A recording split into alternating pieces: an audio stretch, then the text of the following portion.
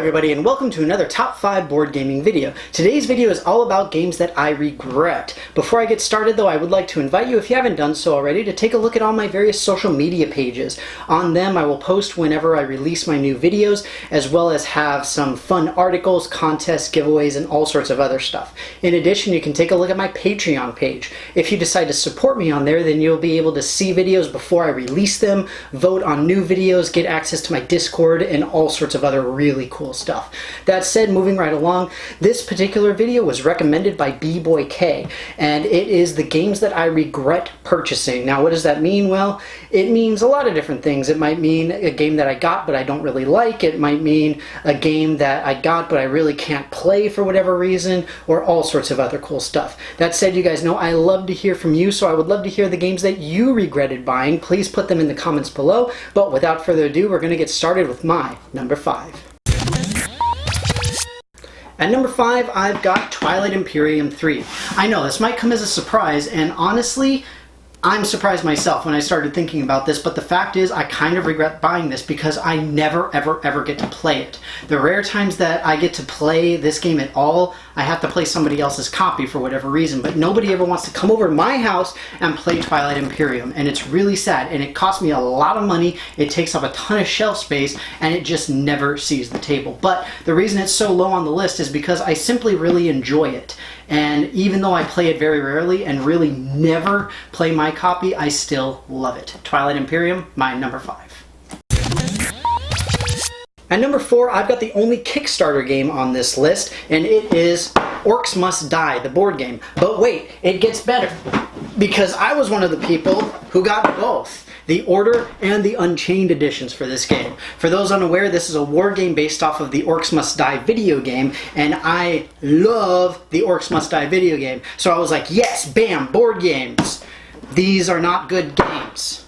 They are not really fun. They didn't do a very good job of reiterating all the stuff, and it's just miniature, crazy, heavy kind of lameness. And it cost me like $150 to get both of them. So I'm like, again, I really never play these, just like with Twilight Imperium, but for these it's even worse because the games themselves are just not that good.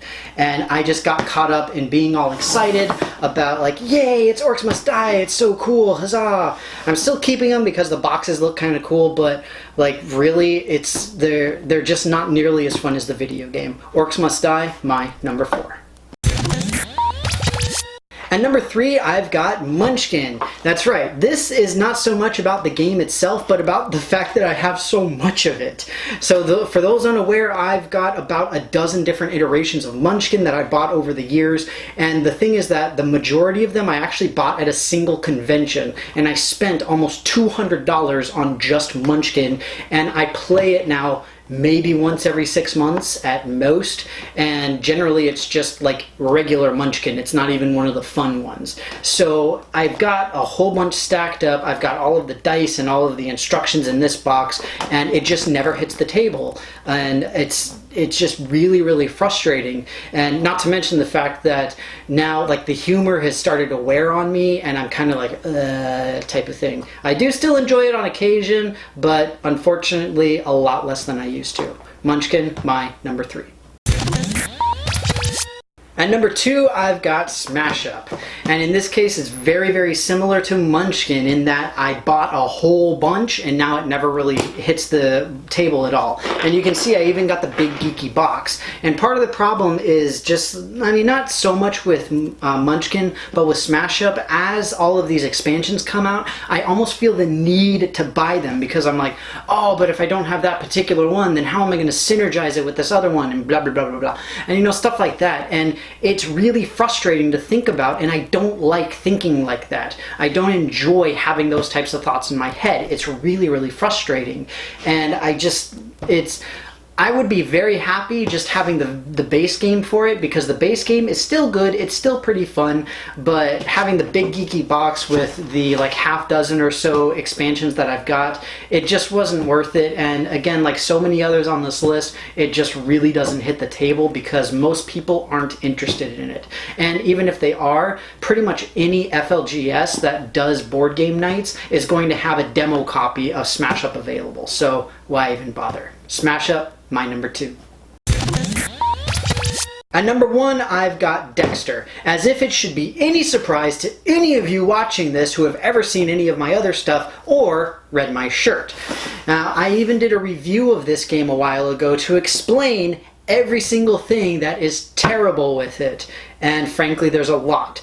And essentially, this is what really started to turn me off to IP-related games. Now, I mentioned Orcs Must Die earlier, but then there are other games like XCOM, which are really good based off of IP board games. This one just sort of shot everything else in the knee for me personally, because now every time I see an IP I like in a board game, I think, well, Dexter seemed cool, but it sucks. So that's why this game is number 1, because this really turned me off to buying any other IP-related game. Dexter, my number 1. Well, folks, that's it for me. As you can clearly see, there is no malice whatsoever to any of these games. And that's only like 3/4 sarcastic. But honestly, I really do enjoy playing the majority of these. It's just that most of the time they never hit the table. I can't get a group big enough. I can't get people who enjoy it, any of that kind of thing. So it kind of sucks just having them sit there on my shelves, and I know that there's never a chance that they're ever going to hit the table again. Others, I'm happy that they're not going to hit the table. Dexter. But that's beside the point. With that, I hope that you guys enjoyed this video. Once again, as always, please let me know what your regrets are in the comments below. You guys know I love to hear from you. But with that, thank you very, very much for watching, and I will see you next time.